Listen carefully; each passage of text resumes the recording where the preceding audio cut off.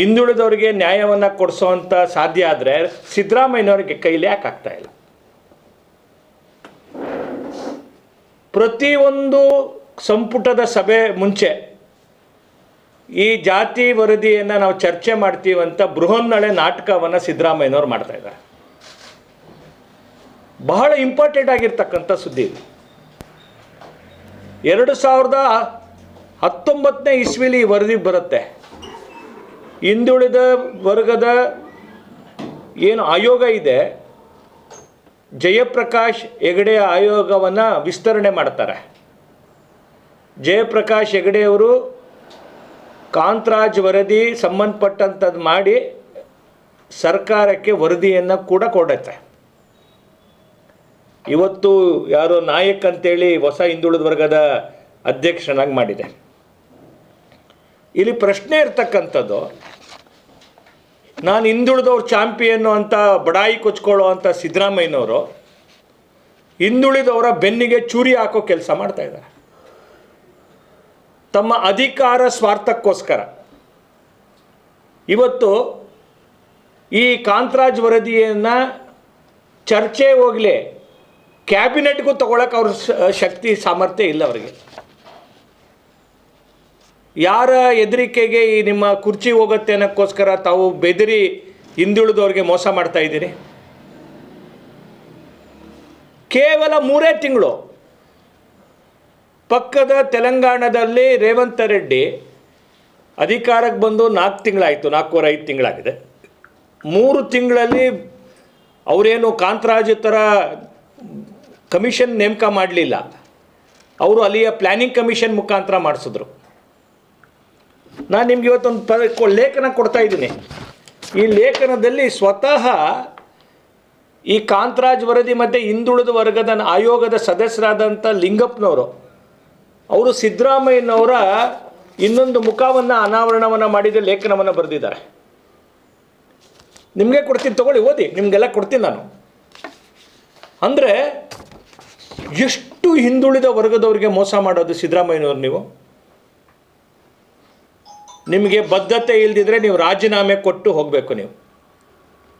ನಿಮ್ಮ ಕೈಲಿ ತಾಕತ್ತು ಇಲ್ದಿದ್ರೆ, ಸಾಮರ್ಥ್ಯ ಇಲ್ದಿದ್ರೆ ಕ್ಯಾಬಿನೆಟ್ಟಲ್ಲಿ ತಂದು ಇದನ್ನು ನೀವು ಆದರೂ ಅವೈಜ್ಞಾನಿಕ ಅದು ಮಿಕ್ಕಿದ ಒಂದು ಪಾರ್ಟ್ ಇಡಿ. ನಾನು ಅದ್ರ ಬಗ್ಗೆ ಮಾತನಾಡ್ತಾ ಇಲ್ಲ. ನಾನೊಬ್ಬ ಹಿಂದುಳಿದ ವರ್ಗದವನಾಗಿ ನನಗೆ ಏನು ಆಸಕ್ತಿ ಅಂದರೆ ಈ ವರದಿ ಒಳಗಡೆ ಏನಿದೆ ಕರ್ನಾಟಕದಲ್ಲಿ ಅಂತೇಳಿ. ಇದ್ರಲ್ಲಿ ಭಾಳ ಸ್ಪಷ್ಟ ಇದೆ. ತೆಲಂಗಾಣದಲ್ಲಿ 3.5 ಕೋಟಿ ಜನ ಇದ್ದಾರೆ. 3.5 ಕೋಟಿ ಒಳಗಡೆ ಹಿಂದುಳಿದವರು ಒಟ್ಟು 56% ಜನ ಹಿಂದುಳಿದವರು ಇದ್ದಾರೆ. ಅದ್ರ ಒಳಗಡೆ ಮುಸಲ್ಮಾನರು 10% ಸೇರ್ಕೊಂಡಿದ್ದಾರೆ. ಅವರು ವರದಿ ಕೊಟ್ಟಿದ್ದಾರೆ. 3,63,00,000 ಜನ ತೆಲಂಗಾಣದಲ್ಲಿ ವಾಸ ಮಾಡ್ತಿದ್ದಾರೆ. ಇಂತಿಂಥ ಜಾತಿಯವರು ಇಷ್ಟಿದ್ದಾರೆ. ಅಲ್ಲಿ ಕಮ್ಮಾನು ಇದ್ದಾರೆ, ಅವರು ರೆಡ್ಡಿಗಳಿದ್ದಾರೆ. ಅವರೆಲ್ಲರನ್ನೂ ವಿರೋಧ ಮಾಡಿಕೊಂಡು ರೇವಂತ್ ರೆಡ್ಡಿ ಇವತ್ತು ಸಬ್ಮಿಟು ಮಾಡಿದ್ರು.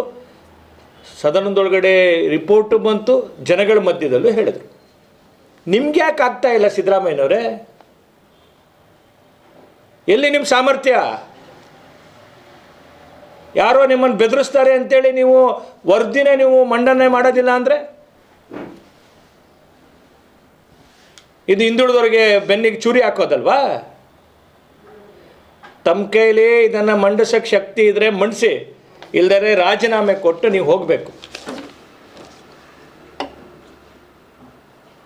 ಕಾಂಗ್ರೆಸ್ಸಿಂದು ನ್ಯಾಷನಲ್ ಪ್ಯಾಲೇಸಿ ಇದೆ, ಅದು ಜಾತಿ ಗಣತಿ ಮಾಡಬೇಕು ಅಂತ ಇಡೀ ರಾಷ್ಟ್ರದ ಪಾಲಿಸಿ. ಅದು ಸ್ವತಃ ರಾಹುಲ್ ಗಾಂಧಿಯವರು ಹೇಳಿದ್ದಾರೆ. ನಿಮಗೇನು ಅಡ್ಡಿ ಆಗ್ತಾ ಇರೋದು ಕರ್ನಾಟಕದಲ್ಲಿ? ಅದನ್ನು ಚರ್ಚೆ ಮಾಡೋಕ್ಕೆ ನಂಗೆ ಹೇಳಬೇಕು. ಪ್ರಶ್ನೆ, ಎಲ್ಲಿ ನಿಮ್ಮ ಗಟ್ಟಿತನ, ಆ ಸಾಮರ್ಥ್ಯ? ಯಾರು ಅದನ್ನು ಹೇಳಬೇಕಲ್ಲ, ಪ್ರಶ್ನೆ ಮಾಡಬೇಕಲ್ಲ. ನನಗೆ ನಂಬಿಕೆ ಇದೆ, ಮೈಸೂರಿನ ಪತ್ರಕರ್ತರು ಇದು ಕರ್ನಾಟಕದಲ್ಲಿರ್ತಕ್ಕಂಥ ಕೋಟ್ಯಾಂತರ ಯಾರು ನಮ್ಮ ಹಿಂದುಳಿದವರ ಒಂದು ಹಕ್ಕಿನ ಚಳುವಳಿ ಹೋರಾಟ ಇದು. ದಯಮಾಡಿ ಈ ಹೋರಾಟಕ್ಕೆ ತಮ್ಮ ಬೆಂಬಲವನ್ನು ಬೇಕು. ಇದು ಏನು ಈ ಹಿಂದುಳಿದ ವರ್ಗದವರಿಗೆ ನ್ಯಾಯ ಸಿಗಬೇಕಾಗಿದೆ, ಅದಕ್ಕೆ ಒಂದು ವೇದಿಕೆ ನಿರ್ಮಾಣ ಆಗಬೇಕು. ಈ ಕರ್ನಾಟಕದಲ್ಲಿ ಇದು ನಡೀತಾ ಇರ್ತಕ್ಕಂಥ ಈ ವಿದ್ಯಮಾನಕ್ಕೆ ಒಂದು ಹಿತಾಶ್ರಯ ಅಂತ ಆಡುವಂಥದ್ದಾಗಬೇಕು. ರೇವಂತ್ ರೆಡ್ಡಿ ಅವರು ಮಾಡೋದಕ್ಕೆ ಸಾಧ್ಯ ಆದಮೇಲೆ ಸಿದ್ದರಾಮಯ್ಯನವ್ರಿಗೂ ಮಾಡೋಕ್ಕೆ ಸಾಧ್ಯ ಇದೆ. ತತ್ಕ್ಷಣದಲ್ಲಿ ಈ ವರದಿ ಬಹಿರಂಗ ಮಾಡಬೇಕು. ಈ ಕಾಂತರಾಜ್ ವರದಿ ಬಹಿರಂಗ ಮಾಡಿ ಏನು ಕರ್ನಾಟಕದ ವಾಸ್ತವ ಸ್ಥಿತಿ ಇದೆ ಅದನ್ನು ಜನರಿಗೆ ತಿಳಿಸೋವಂಥದ್ದಾಗಬೇಕು. ಒಂದು ಕಡೆ ಭಾಳ ಬೇಸರ ಆಗುವಂಥ ಮಾತು, ಮೂಡ ರಸ್ತೆಗೆ ಹೋಗೋರಿಗೆ ಬೇನಾಮಿ ಸೈಟ್ ಕೊಡುತ್ತೆ. ರಸ್ತೆಗೆ ಹೋಗೋರಿಗೆ ಬೇನಾಮಿ ಸೈಟ್. ಆದರೆ ಒಬ್ಬ ಯೋಧ, ಕಾರ್ಗಿಲಿನ ಯುದ್ಧದಲ್ಲಿ ಹೋರಾಟ ಮಾಡಿದಂಥ ಯೋಧನಿಗೆ ಆತನ ಏನು ಸರ್ವಿಸ್ ಗ್ಯಾಲೆಂಟ್ರಿ ಅವಾರ್ಡು, ವಿಶಿಷ್ಟ ಸೇವಾ ಪದ ಬಂದಂಥ RN ಪ್ರಸಾದ್ ಅಂತಕ್ಕಂಥ ವ್ಯಕ್ತಿಗೆ ಮೂಡ ಅವತ್ತು ಅವರ ಏನು ಎಕ್ಸ್ ಸರ್ವಿಸ್ ಮೆನ್ ಕೋಟಾದಲ್ಲಿ ಅವರಿಗೆ ಸೈಟ್ ಕೊಡಲಾಗತ್ತೆ. ಎಷ್ಟು ಒಂದು ಅಮಾನವೀಯವಾಗಿ ಒಬ್ಬ ಯೋಧನ ಜೊತೆ ಈ ಮೂಡ ನಡ್ಕೊಳ್ಳುತ್ತೆ. ಸಿದ್ದರಾಮಯ್ಯವ್ರಿಗೆ ಒಂದು ಕಾನೂನು ಮೀರಿ ಸಿದ್ದರಾಮಯ್ಯ ಅವರ ಮನೆಯವರಿಗೆ ಸೈಟ್ ಕೊಡುತ್ತೆ. ಆದರೆ ಒಬ್ಬ ಯೋಧನಿಗೆ, ಈ ದೇಶಕ್ಕೋಸ್ಕರ ಹೋರಾಟ ಮಾಡಿದಂಥ ಯೋಧನಿಗೆ 21,000 ರೂಪಾಯಿ ಕಟ್ಟಿಲ್ಲ ಅಂತ ತಮ್ಗೆ ಗೊತ್ತಿರಲಿ. 21,830 ರೂಪಾಯಿ ಈ ದುಡ್ಡು ಕಟ್ಟಿಲ್ಲ ಅಂತ ಒಬ್ಬ ಯೋಧನ ಸೈಟನ್ನು ಫೋರ್ಫಿಟ್ ಮಾಡಿಕೊಂಡ್ರು. ಹೈಕೋರ್ಟ್ ಚೀಮಾರಿ ಹಾಕಿದೆ ಇವತ್ತು ಮೂಡಾಗೆ.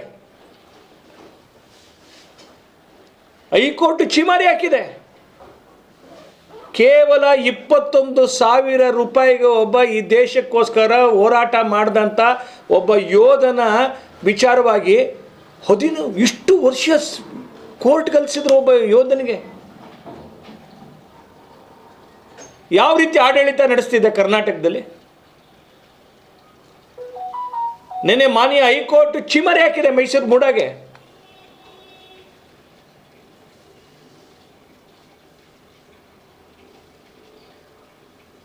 ನಾಚಿಕೆ ಆಗಬೇಕು ಈ ಸರ್ಕಾರಕ್ಕೆ.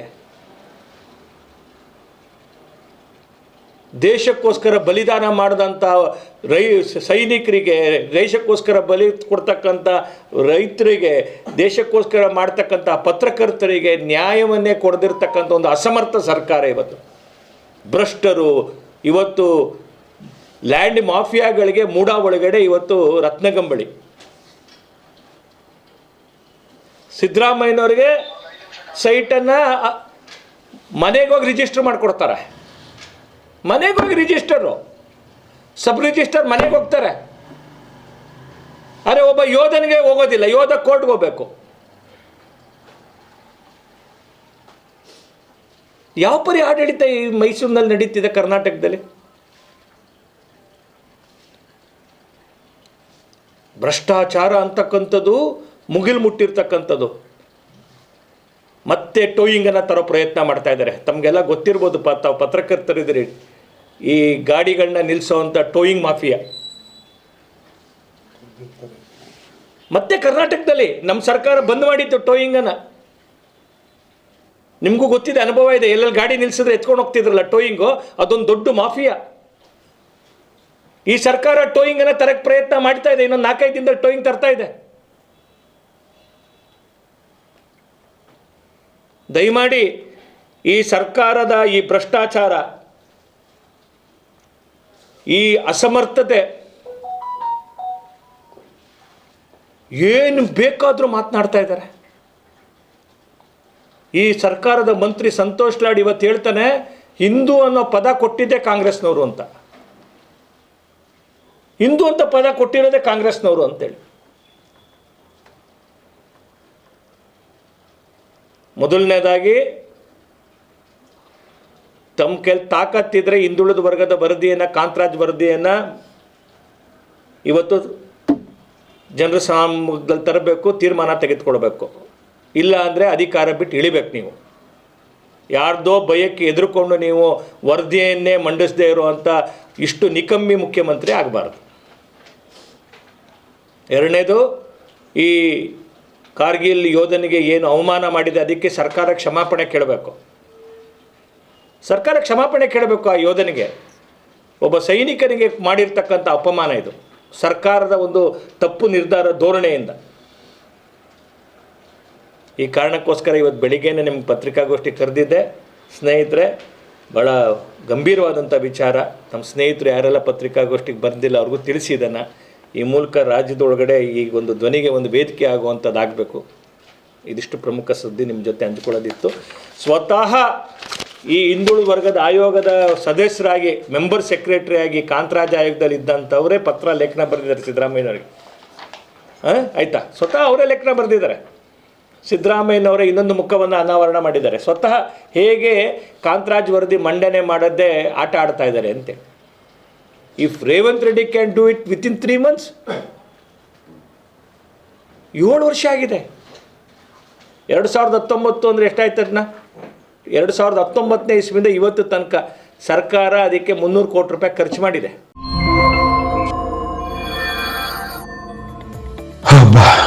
ಮಲಗಿದ್ಮೇಲೆ ಮೈಕೈ ನಾವು ತಡೆಯೋಕ್ಕಾಗಲ್ಲಪ್ಪ.